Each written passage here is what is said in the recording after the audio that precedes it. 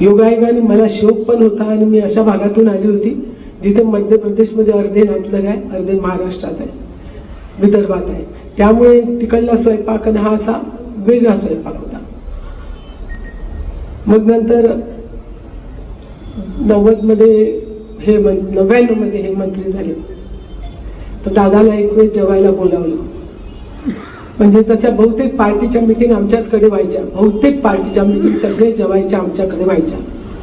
तर तेव्हा नेमका आमचा स्वयंपाकीने आला, जो कोकणी होता. तर मला हे म्हणले, दादा येणार, बिर्याणी करावं लागेल.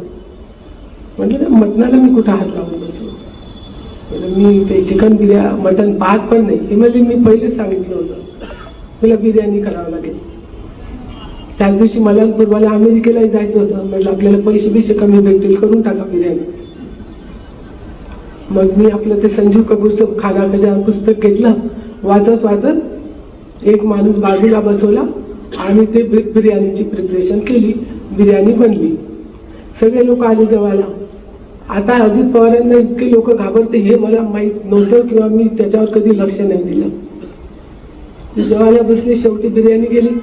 म्हणजे हे काय आहे, कोणी बनवली बिर्याणी? जोरदार आवाज काढला. म्हणजे मी बनवली. म्हणजे तुम्ही बनवली?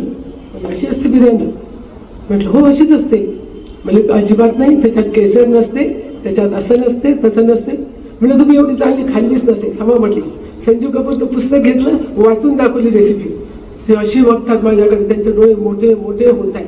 मी आपलं वाचत बसली बिर्याणीची रेसिपी.